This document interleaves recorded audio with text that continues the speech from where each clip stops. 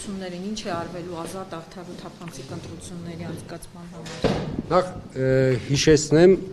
որ ընտրությունների հիմնական կազմակերպիչը տվյալ դեպքում Ընտրատարածքային ընտրական հանձնաժողովը, կենտրոնական ընտրական հանձնաժողովը իրականացնում է վերահսկողություն։ Իսկ այս դեպքում կազմակերպչական աշխատանքները իրականացնում է Ընտրատարածքային ընտրական հանձնաժողովը։ Պարոն Նովակիմյան, համամիտ այս ընդդիմադիր ուժերի այն պնդումներին, որ արդեն մեկնարկը անհավասար պայմաններում է սկսվել ի օգուտ ՔՊ-ին, որը վարչական ռեսուրսները կկիրառի։ Հարգելի լրագրողներ, ես եկեք այս խնդիրը ես այլ տեսանկյունից։ Տեսեք,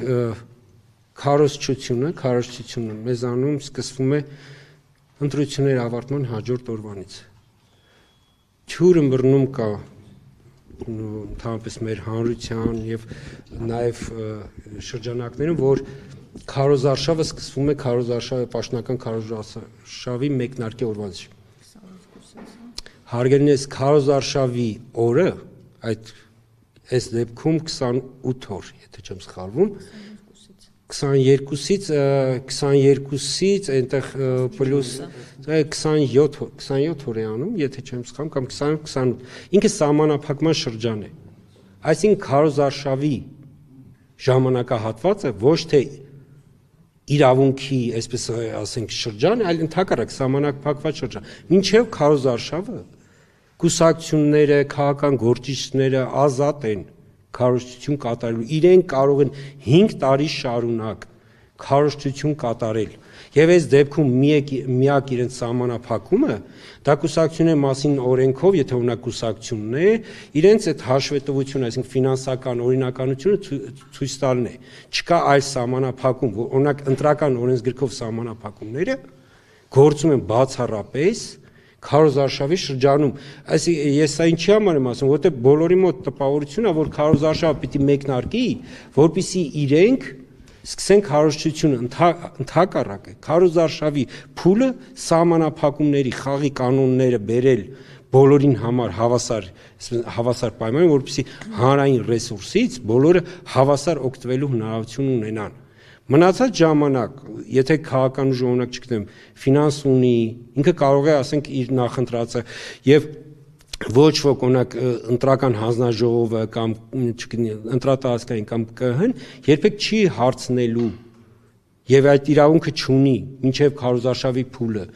ինքը օրինակ որպես կուսակցություն եւ որ դեռսկի ընթանում է նույնիսկ գրանցված էլ չէր եւ բայց իր քարոզչություններ ծավալում։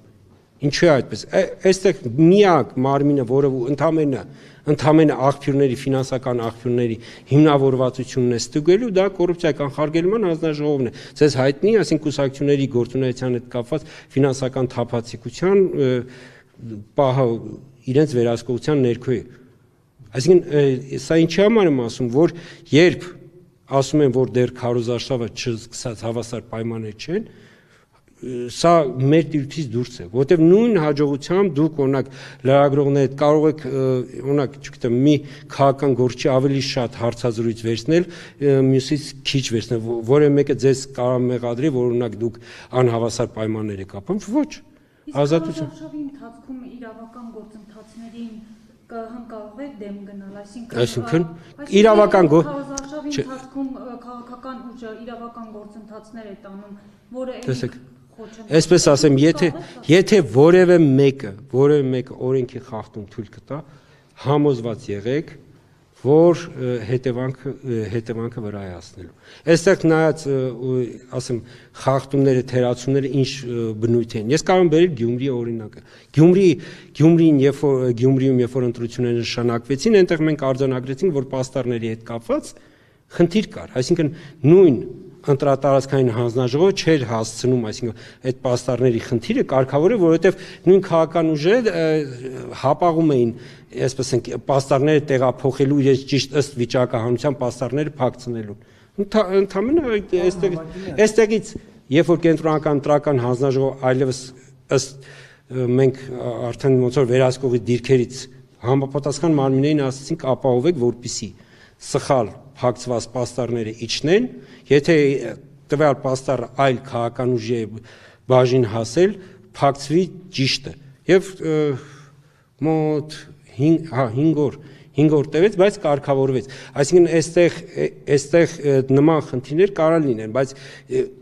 նույն Գյումրիի օրինակով ընդհանրապես խնդիր եղել է պաստառների հետ կապված։ Նույն Գյումրիում տեսեք, ինչու քաղաքացիական պայմանագիրը իշխող ուժը չի համակերպվում ընտրությունների արդյունքների հետ, օրինակ հնչում են տեսակետներ, որ Վարդան Ղուկասյանը պիտի ճամպրուկները հավաքի, ի վերջո տեղի ունեցել ընտրություն, որը արձանագրվել է նաև կենտրոնական ընտրական հանձնաժողովի կողմից, ընտրվել է քաղաքապետ, բայց իշխանությունը նման կոչեր է անում։ Ըստ ես ձեր հարցին պիտի պատասխանեմ, որպես ապա քաղաքական պաշտոն զբաղեցնող, ընտրությունների դիշ կապ ունի։ Ձեր նկարագրածը,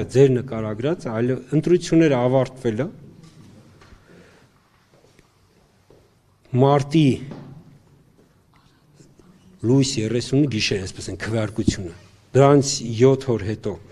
7-րդ օրը ամփոփվել է եւ չի բողոքարկվել ընտրությունները։ Վերջ այդտեղ դրանից հետո կենտրոնական ընտրական հանձնաժողովի եւ իմ գործառույթը ավարտվել։ Այսինքն այն քաղաքական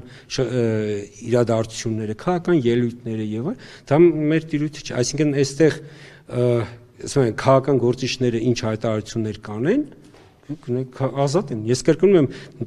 քիչ առաջ էլ ասացի, քաղաքական գործիչները ազատ են իրենց արտահայտություններում, իրենց մեղադրանքներ, չէ, տեսեք, այս ընտրելու իրավունքը իրացվել է։ Ընտրելու իրավունքը չի կարող խլվել, որովհետև ընտրելու իրավունքը երբ որ իրացվել է եւ հաջորդ ընտրելու իրավունքը գալու է հաջորդ ընտրություններին։ Քաղաքական գործընթացները, դրանք քաղաքական գործընթացներ են։ Դրանք քաղաքական կյանքում տեղի ունեցող գործընթացներ են, որտեղ ընտրական համակարգը քաղաքական կյանքում տեղի ունեցող գործընթացներին առնչություն չունի։ Ես սա ուզում եմ, որպեսզի եւս մեկ անգամ արձանագրենք։ Ընտրական համակարգը ընտրություններից հետո քաղաքական կյանքում տեղի ունեցող գործընթացներին առնչություն չունի։ Ավելին, ընտրություններից հետո քաղաքական դաշտում միշտ լինում են բազմաթիվ զարգացումներ, չգիտեմ, կոալիցիա է ձևավորվում, կոալիցիա է քանդվում եւ հազար ու մի իրադարձություն կարող է տեղի ունենալ։ Դա կապ չունի ընտրական համակարգի հետ հարգելնես։ Դա քաղաքական դաշտին բնորոշ զարգացում է, որ կարծում եմ, որ յուրաքանչյուր քաղաքացի իր հետևությունը պիտի անի, օրինակ ընտրություններից հետո տեղի ունեցած զարգացումներից։ Դա ընդհանրապես քաղաքացու, այսպես ենք, ապագա որոշումների վրա կարող է ազդել։